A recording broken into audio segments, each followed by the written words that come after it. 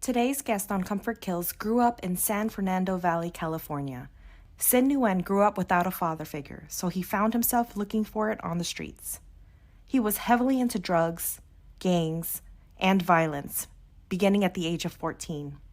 He was locked up 3 times, once in juvie, once in the state prison, and just finished 9 years in the feds. Upon taking classes in prison, he learned that he owed it to himself to now live a rational and open-minded life as a free man. He is here today to share his story, wishing he had someone in his life who had done the same when he was young. He is ready for his second chance to live a normal life. He's here to share his story with the world in hopes that young kids will hear his message and pursue a different path than he took.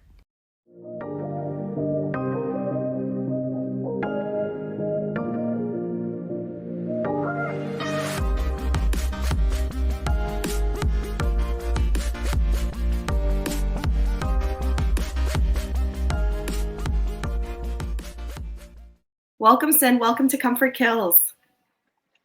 Hi, how you doing? Good, good. So I'm really excited to have you here today.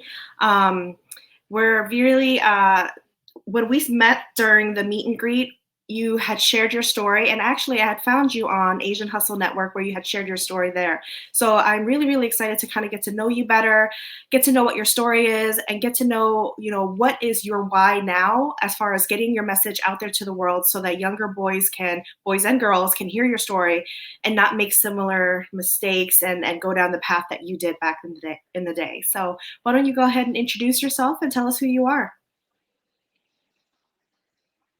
My name is Sin. Last name is Nguyen. I'm Vietnamese.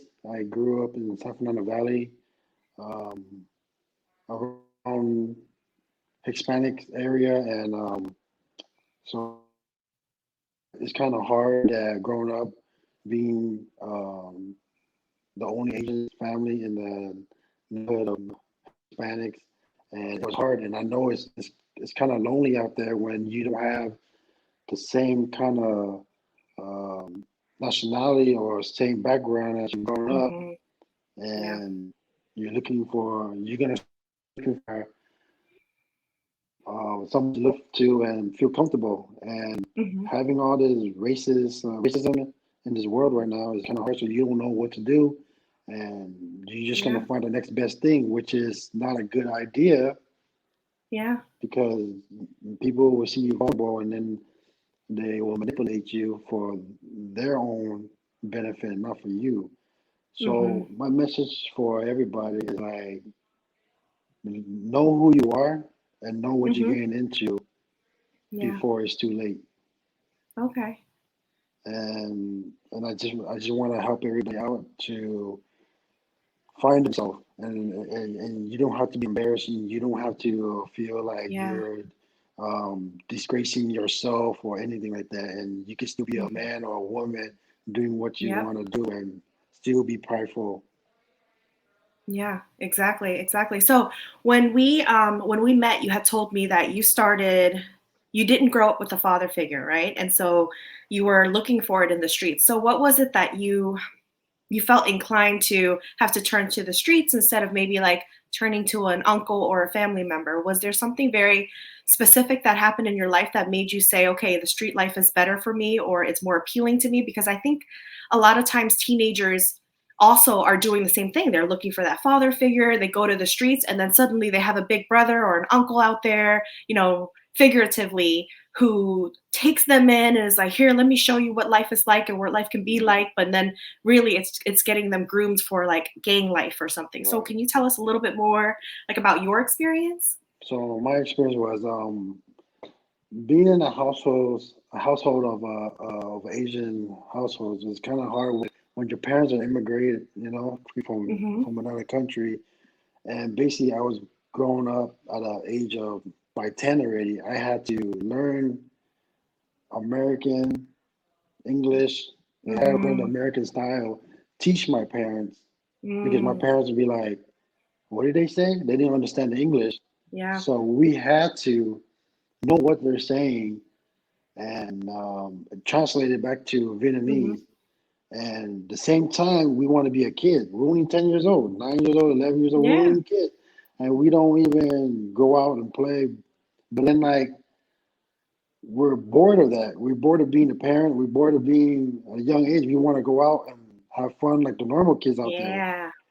And then that's Yeah. when you're sick and tired of being at home and your parents yelling at you, and you think that they're just yelling at you for no reason, picking on you, and you're just fed up with it. Mm. And then you just start with being rebellion and started Mhm. going to somewhere where you could find enjoyment, like as in friends with games, Mhm. friends that have this and you don't have that, and they make you feel better, and Mhm.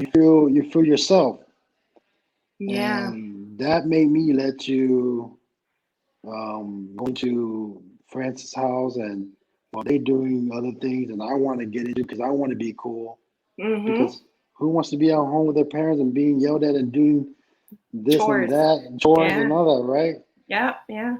So then you go out there and then you just do something different, and Yeah. that's just being a kid.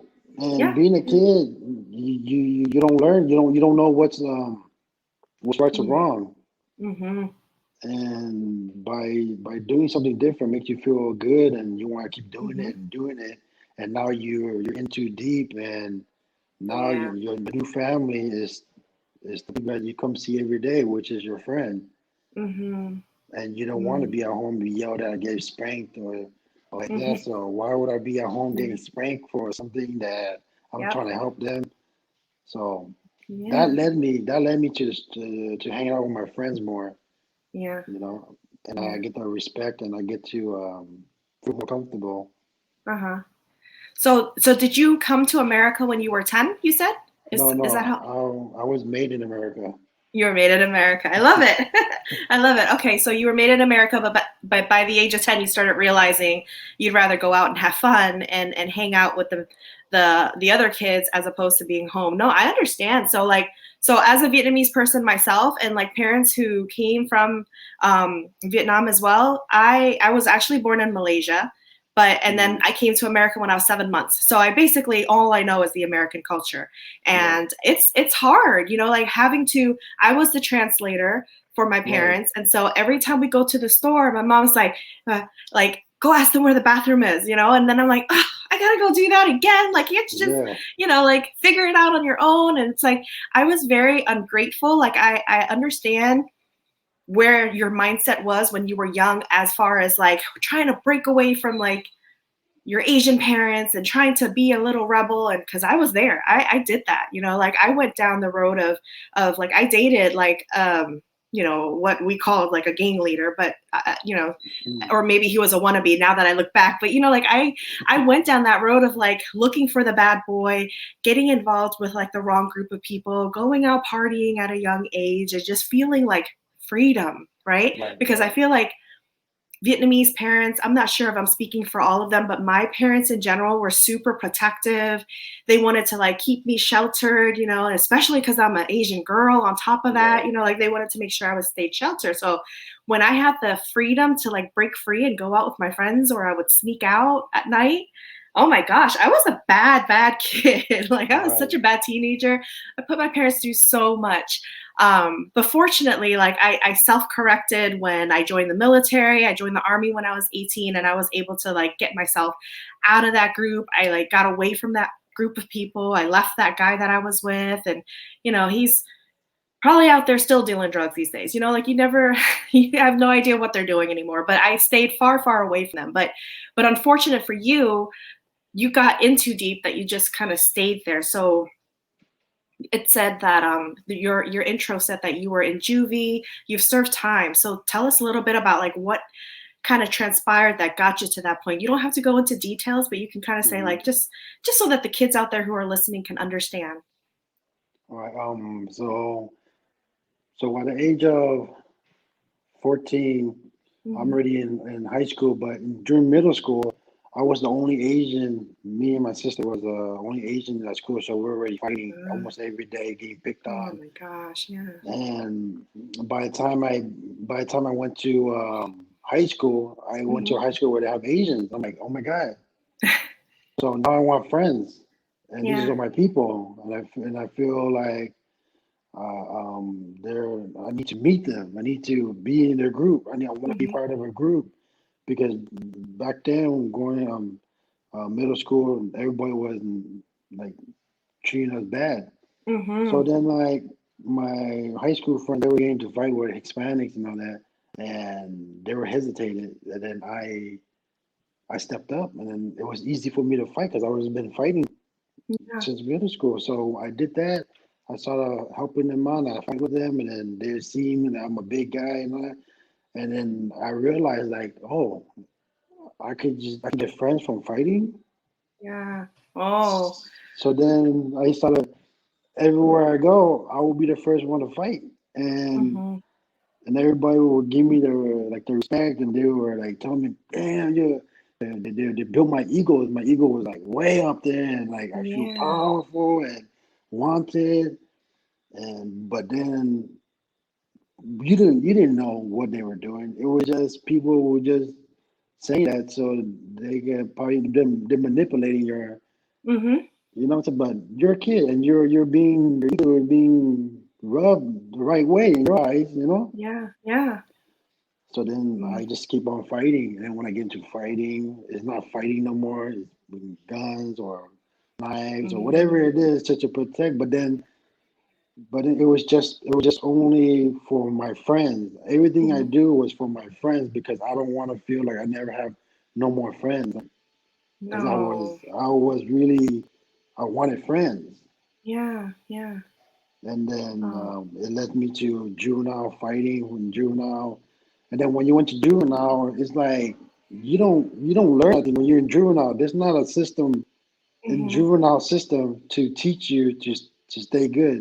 It, Yeah. it built you to fight more and more tougher, and it made you want to uh, gang fight more. It's like a gladiator school for juvenile. Like Mm. you in there, you fighting at a young. Some juvenile system are worse than prison. Wow. Right? Wow.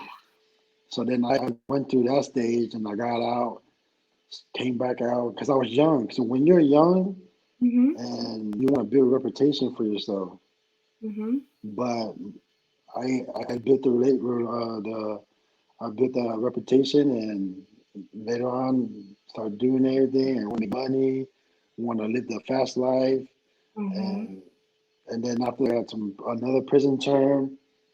And then it was just all, I look back at every single time I sit in prison, I'm like, what am I doing? What am I doing? But it holds you, it got a hold on you, and Yeah. you keep on doing what you want to do because the people you hanging out with is like, either you're tough or you're not. Mhm. If you're not tough, then we don't want to be around you. Mm. So they give you a choice, and it's up to you. You make your own choice, and I feel like, no, I got a lot of people I got to stand up to. I got a lot of people got to, like show that I'm tough. Or Mhm. else they're gonna make me look, or else I'm gonna make myself look like I'm like a wuss. Mhm. Mhm. And I kept on going. I kept on going, and then finally I got this 9 year bid, trying to make money, trying to make fast money. I never had a job, Mhm. and then I sat down in 9 years, sat in prison for 9 years, and I realized like I make Mm. my own choice for myself. Where's my friends? My closest friend never hit me up, never wrote me, never put money on Wow. my for Yeah. 9 years. I'm talking about my right hand man and my left hand man. Mhm. Never did nothing for me. And that Man. what kind of friend is that, right? When you went to jail for them, when Exactly. you're fighting for Yep. them, Yep. and that shows me like I Mm. made this choice because I want to be tough. Mhm. Okay, where's the tough guy at now? I'm sitting in prison, Yeah. and then I gotta fight for myself. So when I went to prison, I started, like I said, I ordered to myself. I never went to high school. I started studying. I started Uh-huh. learning about mindset, Yeah. respect, and I started learning about my feelings, as in like, why am I feeling angry? Am I really angry? No, I'm not angry. I'm just disappointed. So that's Mm. two different feelings. Yeah. People would just act up angry. Okay, angry. I'm gonna fight. I'm gonna fight back because I'm angry. No, you're not. You're Uh-huh. just probably disappointed. Yeah. So there's ways of learning. Mm. Everybody's like, oh, you're into your feelings, and no, you don't understand. You got to understand about feelings. Like if you talking to somebody, and you feel this way, you got Mhm. to understand the feelings so you can deal with that person.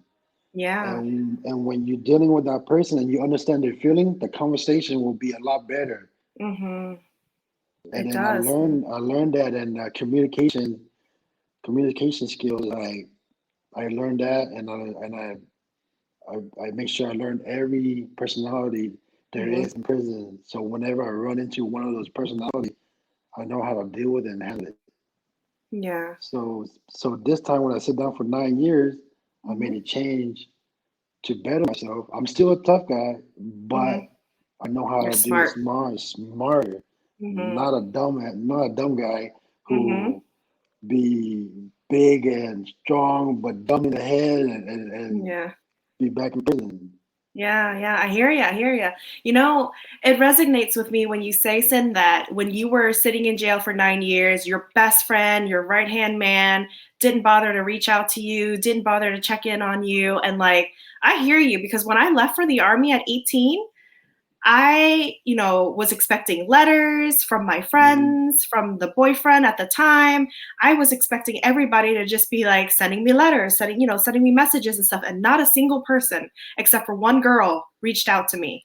Like there was one person, and she wasn't even part of like the close knit friend group. She was more like a distant friend, but she kept writing me letters, kept checking in on me, and everybody else like disappeared. And I'm like, all I did was join the army, like I'm still here. I'm still doing things. I still can Right. communicate with you, and even then, just me leaving and joining the army, like I was no good to them anymore because I was off doing my own thing. I was doing better things than them, or so they felt, and everybody just kind of stopped reaching out to me. And I was like, you know what?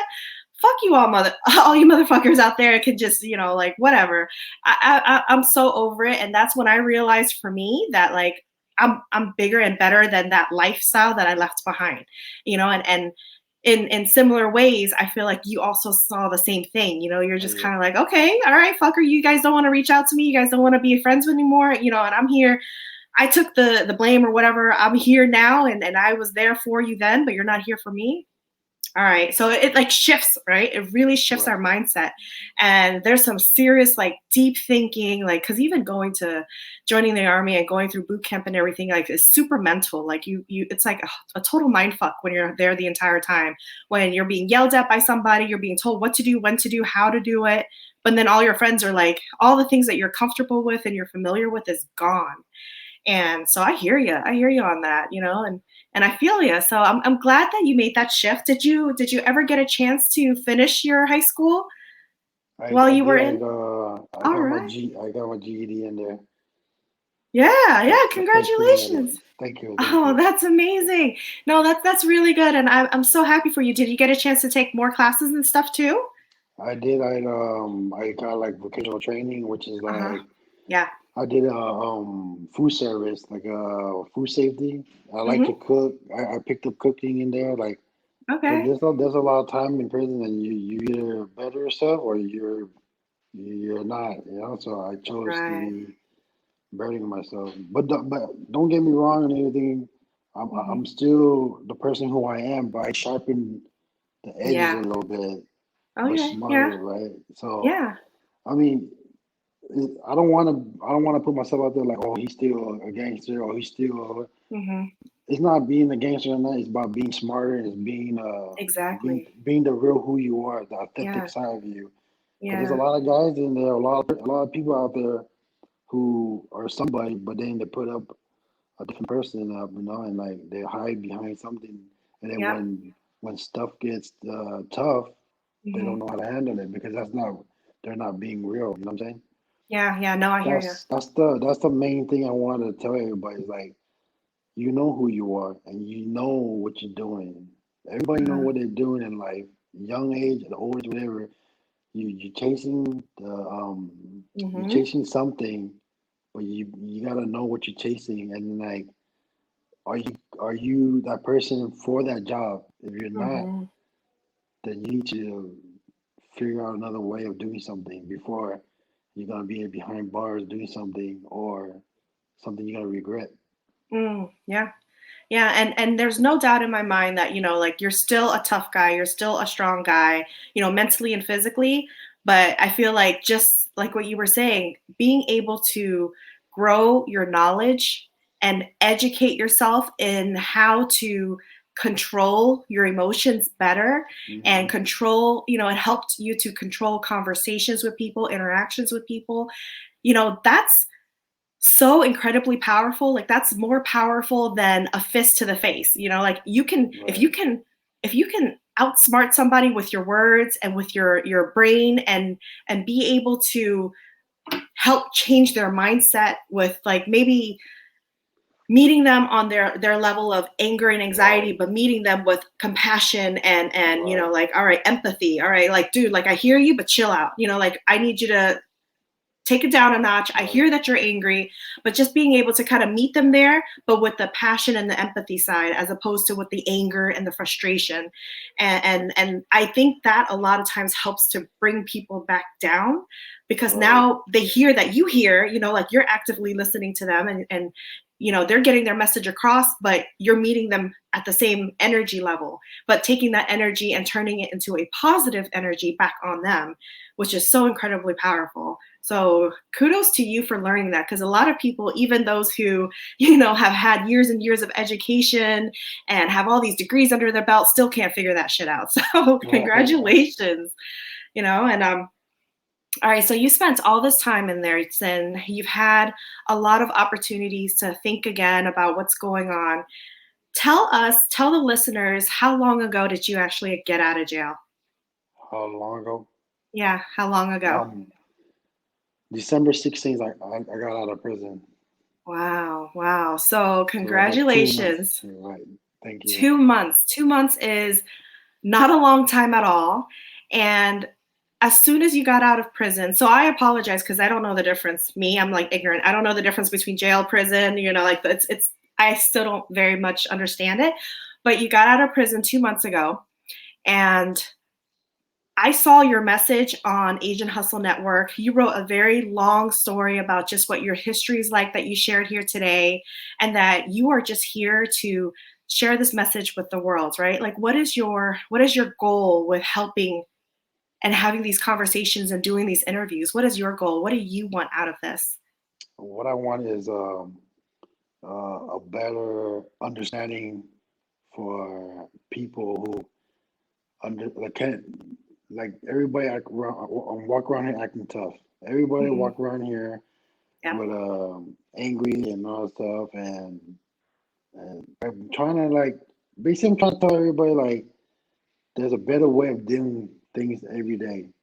Mm-hmm. Like I could do it, you could do it. I have a lot of education, and I Mm-hmm. did it. Yeah. Um, Basically, I'm trying to say don't let prison 9 years to change your life when you could do it Mm-hmm. if you even want to do it, you know. And Mm-hmm. I know a lot of people like they feel like they can't do nothing, or is it too hard, or I don't want to take classes, or I don't want Mm-hmm. to wasting your time. I just want to.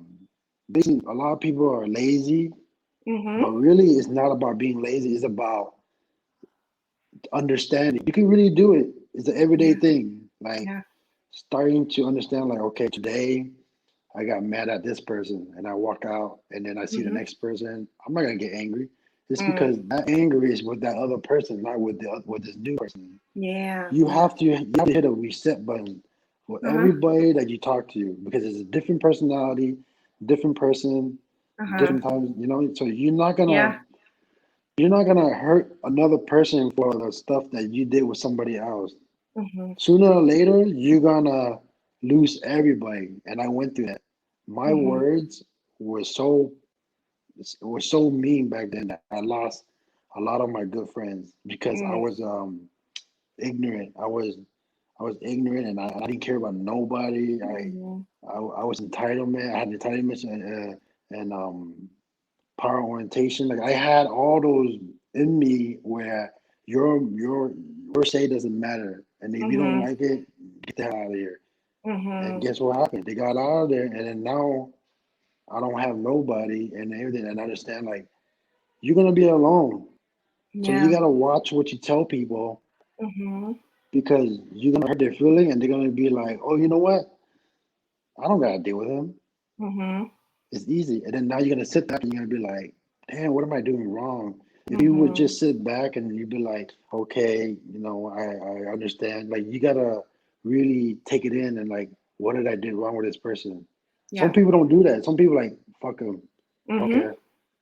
Yeah. But later on, you do think about it. It comes back. Mhm. Mhm. And then I wanted to like let everybody know like it's not that hard. It's easy. Like I could do Mhm. it, and I'm willing to help anybody. Like I'm willing to help anybody Yeah.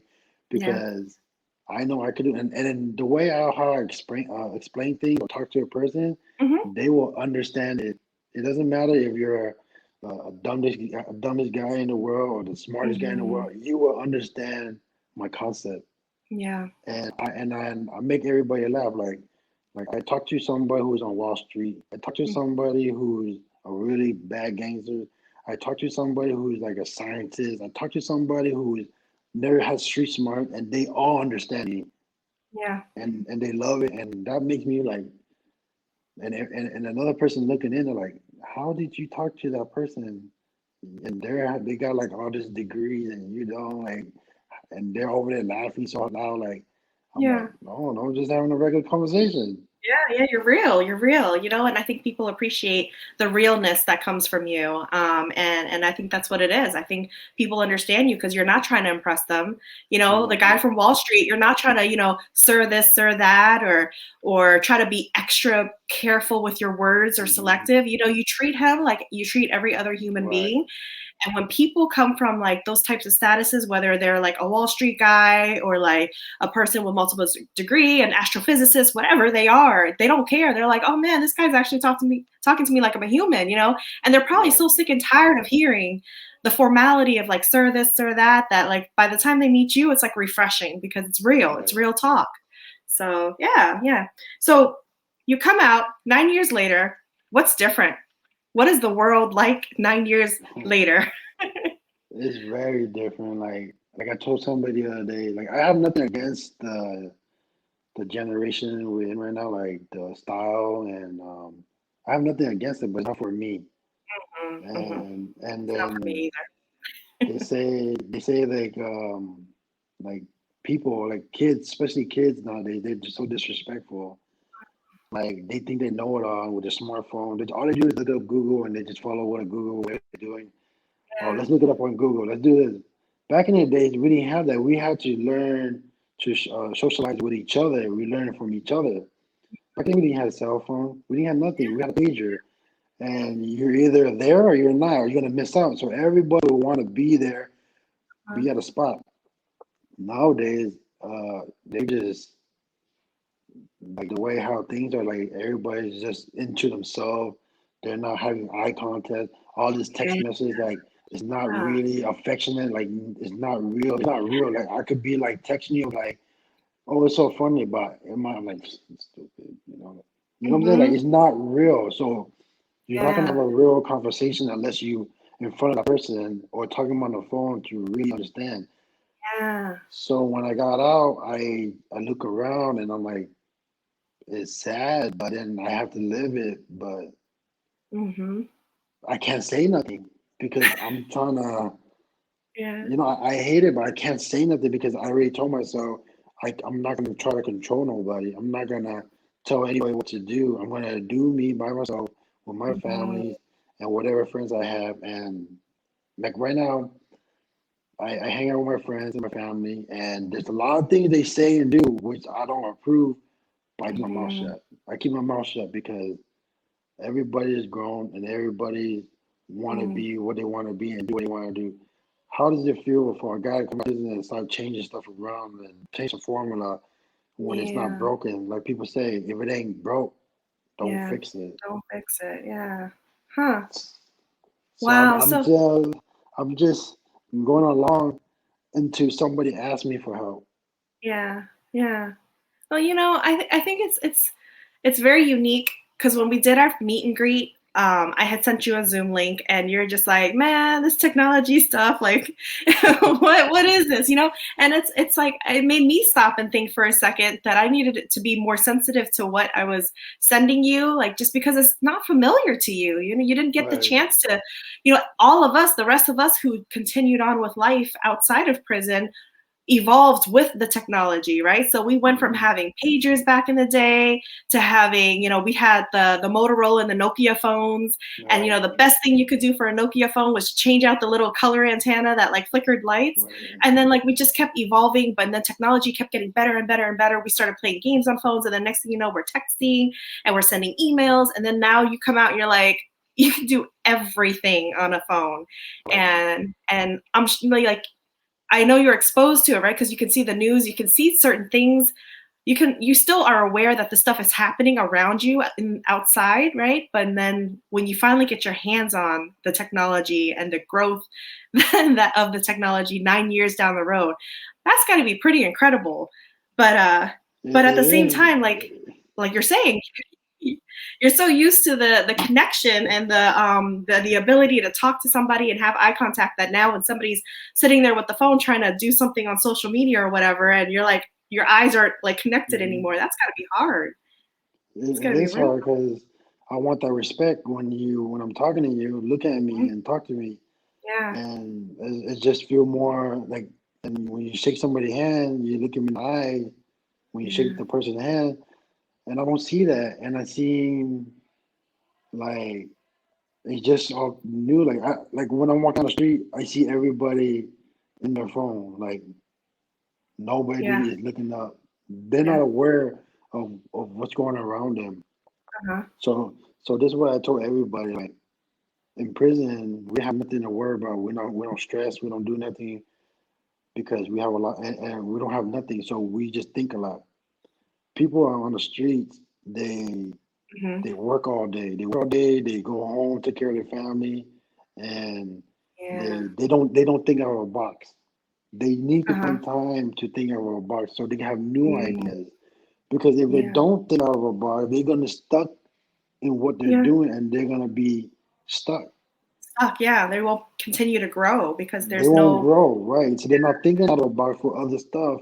Because Yeah. maybe you're working and then you make Hmm. $1 million, but you keep on working. Don't you want to do something else where you don't have to work no more and just make money sitting down with that $1 million? Like, Hmm. Yeah. but how are you gonna do that by just going to work, come home, work, come home, family, work, and then you gotta have some time for yourself. Like me, I had time for myself. Hmm. I guess I'm lucky to everybody that because in prison you just do nothing but think for yourself, Hmm. work on yourself, and get smarter. And I guess a lot of people, not guess, I know a lot of people on the streets are too busy taking care of their family, and there's nothing wrong with it, but I would Right. suggest you find some time for yourself to find new ways, new ideas to make your life a little bit better. Take a Mhm. couple of days, take a 1 day or whatever it is, and to think about your life, what you have and what you're doing right now. If it ain't working, then you gotta fix it. If it's working, then Yeah. improve it, improve Right. it. Right. Yeah. But see, the thing is, they probably think it's working, but you're looking at them from an outsider perspective, going, "You could do so much more," but you're so focused on just Right. doing the same thing every single day that you're not growing anymore. Because So they're they may think it's comfortable. working. Yeah. Yeah. Yes, They're, exactly. they're And that's comfortable. something I say all the time is like, you have Right. to get uncomfortable. You have to Yeah. step outside of your comfort zone, do something different, do something unique. Just like you are here today, you could have very easily just kind of gone back into your old ways if you wanted to. You could have just came out of prison and just be a normal guy, a working class guy, doing what you're doing whatever hustle you want to do, but just laying low. But instead, you decided that you wanted to share a message with the world. Right. And you put a message out there for all of us to read that was very vulnerable, that was very just like, I was just like, I got to reach out to this guy, I need him on my show. Like I want to be able to talk to him and see what he's got to say. So like, you have some really good nuggets of like just life lessons from a different perspective, because you had such a journey that you came Right. from, that like where to get you where you are now, and not ideal, no, not necessarily, but it worked for you. Like what Right. would have happened if you weren't in prison for the past 9 years, right? I'll probably be doing. I'll probably catch another case and probably do life in prison. So Mhm. like I told a lot of people, prison saved Yeah. me. It made Yeah. me sit down and think. Yeah. I wasn't thinking when I was out there. I just wanted to. I have so many friends out there. I just want to fulfill everybody happiness. Like I want to make them happy. I want to be down for him. I want to be down for him. I want to be down for him. And remember, Mm, all your friends' problem will be your problem. The more friends you have, the more problems you have, and you have to solve it if you're that person. wow. Wow. All right. All right. And so you said you had a chance to you spend time with family now. So are you back with all the original family, or are there some family members that you no longer speak to? There, so immediate family. I have my immediate family, but Yeah. there's other families that I haven't seen yet because I'm still living in a halfway house where Hmm. is a thing where when you get out of prison, you go there and they help you get a job and get you on your own feet. You don't have to pay rent. You don't have to pay you don't have to pay a lot of stuff, and you can save money and get on your feet. So Hmm. after work, I will go back there and I'll shower, sleep, get the next day I'll do it all over again. Yeah. So Yeah. basically, I'm still locked up, but I have a little Mm, bit leniency of going to work, yeah. Yeah. and I'm busy, and I like it, and I like that nobody is hitting like telling me let's go here or let's Yeah. go. I don't need that. Yeah. Yeah. That lifestyle is like, and plus it's COVID too, so COVID everybody's staying away. So I'm like, thank you. You know, like I'm not ready. I'm not ready to see all these people. I'm not ready, but everybody is anxious to see me. But now I get to pick and choose Yes. who I want to be in my circle, who I Yes. want to be in my life, and that's a good feeling. Yeah. Before you would just have everybody and anybody, and you don't even know, and that will get you in a lot of trouble. Hmm. Hmm. All right. Well, you know what? Huge congratulations to you, Sin, because I know, because I used to work in addiction medicine. So I know a halfway house have very strict criterias, right? You are not Hmm. allowed to do drugs, alcohol. You're not allowed to do a lot of things. What are some of the rules with living in a halfway house that you have to comply? So you have to be back at a certain time when you say you're going to Hmm. work. They will check up on you at your work, make sure Hmm. you're at work. You gotta be back at the time that you have to come back. Um, you have to like they piss test you. It's like Yep. prison. It's Yeah. just like all prison, but you're halfway out, but you're halfway in. Yeah. Yeah. So and then the restrictions like no guns, no nothing, and it's Uh-huh. just it's just Yeah. And what happens if they catch you doing something? so then you will go back to prison. So it Oh. basically like this is like a program where Uh-huh. so right now my sentence is not done until October. Hmm. So they let you out so you could be on this program, which is um halfway house, which is to get you ready for society. Hmm. It's a privilege. Yeah. Yeah. They don't have to give it to you. So I meet Right. the criteria. So Good. they'll let me stay out here. But once you messed up one time, they can violate you and take you back in and serve the remaining time. Okay. Okay. Wow. So again, I mean, I think this is like huge props to you. And I think a lot of people don't understand this, that this privilege is not for everyone. Not 100% of the people who are nearing their end time gets this kind of privilege. So it took a lot for you to grow and evolve as a man in order to get this type of privilege given to you. So huge, huge, huge Right. congratulations, because that's big, and that's you. I know you've got to be proud of yourself, and your family has to be super proud of you too. So I'm very proud, and my family's proud, and they see it they see a lot of change in me because I use yeah. different vocabularies, like I use different words. Yeah. Before I would be like straight to the point, F you, Mhm. whatever you want to do. Now I'm using different terms and they see Yeah. like, oh, this guy has really changed. And now they really want to be around me more instead of being close minded. Like, no, he's dumb. Yeah. No, like they don't want to be in that lifestyle. Like I Mm. told everybody, like recently I told everybody, I might have mastered the criminal lifestyle.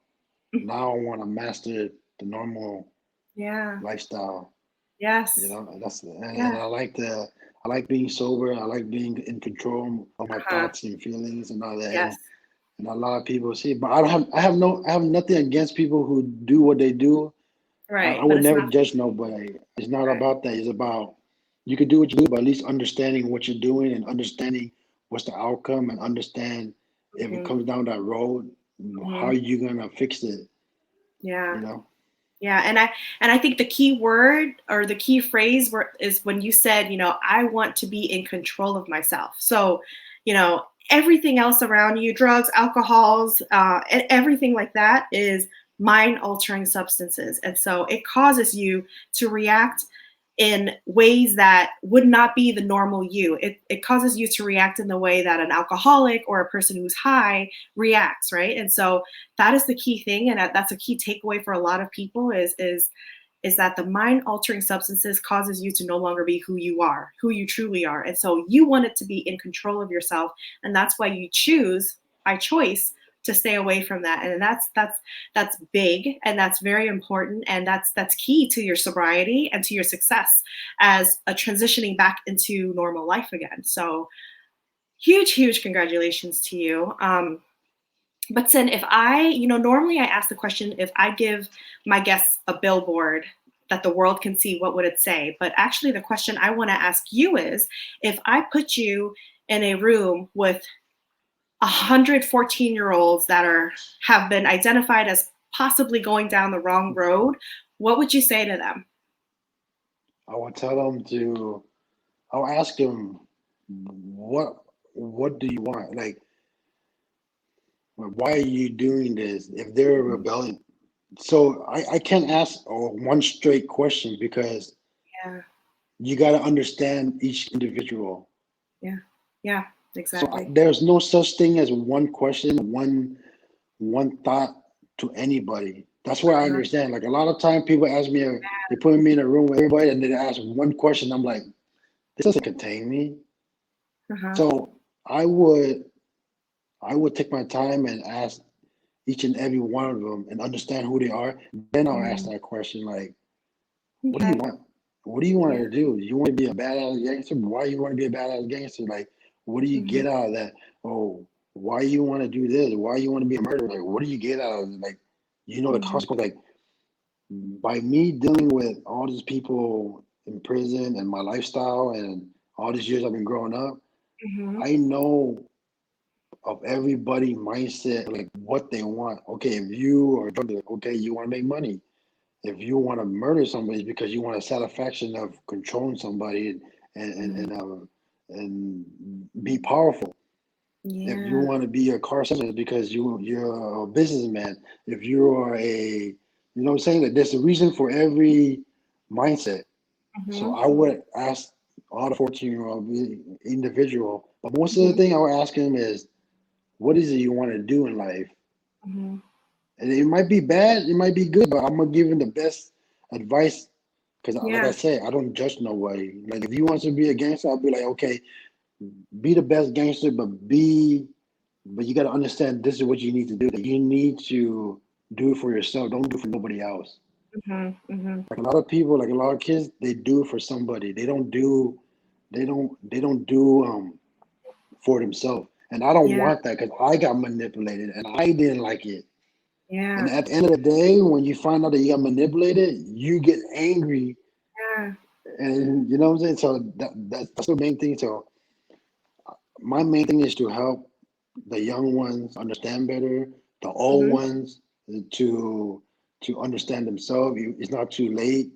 I'm trying to help out anybody in any way. It doesn't matter if you're a gangster or a drug dealer or a Wall Street guy. Everybody Hmm. has problem, and everybody could really like understand what I'm saying. Will understand themselves because I will bring it out of them. I will bring Yeah. out a certain person Yeah. in my conversation with them, and they'll realize it, and they'll see it. That's my Hmm. goal, is to Oh, bring the wow. real you, to bring the real you out. Yeah. Wow. Sin, you have been incredibly amazing. I feel like your words are so powerful and your message is so powerful. And I hope that a lot of people watch this, and if they know somebody who may be going down the wrong road, they can also share this with them as well, because you are so incredibly like intelligent when it comes to like all things, just saying like be in control of yourself, make decisions for yourself, not because you're trying to impress somebody, not because you're trying to gain their love and affection, but because it feels good to you and it feels right to you. And I think that is so like powerful in what you're saying. So thank you so much for that.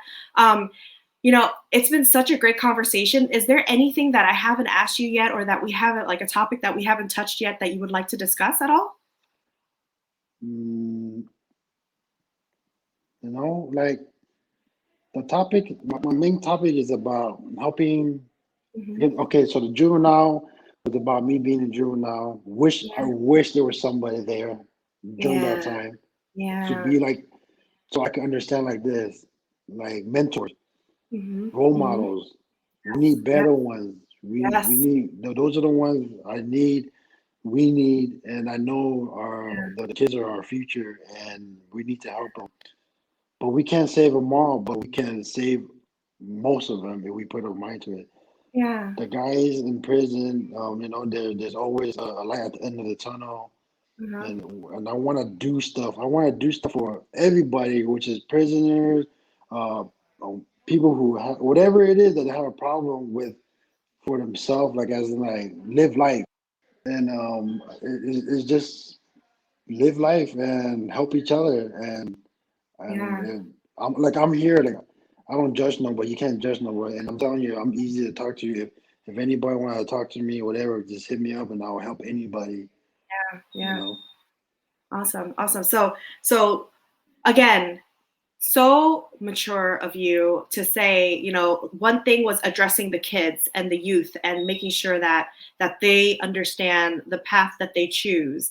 But then another one was you were addressing the mentorship. So guys like you who have stories to share, who has walked the walk and have been there, know better, and can be mentors to the younger generation, no matter the race, no matter the crime, no matter what it is you did in your past. You can always be a mentor to the younger generation, but then you're also offering yourself to just other guys who are in prison or need somebody to talk to. You're just like so unselfish that it's remarkable. And I will tell you, there's not enough humans like you on this earth anymore. And so I really appreciate the message that you've shared today and everything that you've put out there to the world. So thank you.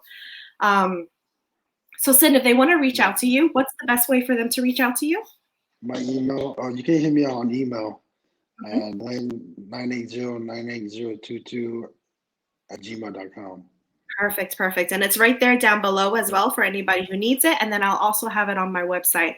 So, Sin, thank you so much for being here with me today, sharing your story and just telling us, what life was like for you and where you prefer for your life to go. So what's next for Sin? What are you doing next? I'm gonna live life the positive way, the rational way, and that's the best way I think is right now. Like Yeah. I don't have to look over my shoulder. Mm, That's the big yeah. thing, and live comfortable. Yes, yes. Awesome. Well, thank you so much, Sin, for spending your day with me today here and just sharing your message with everybody. Thank you.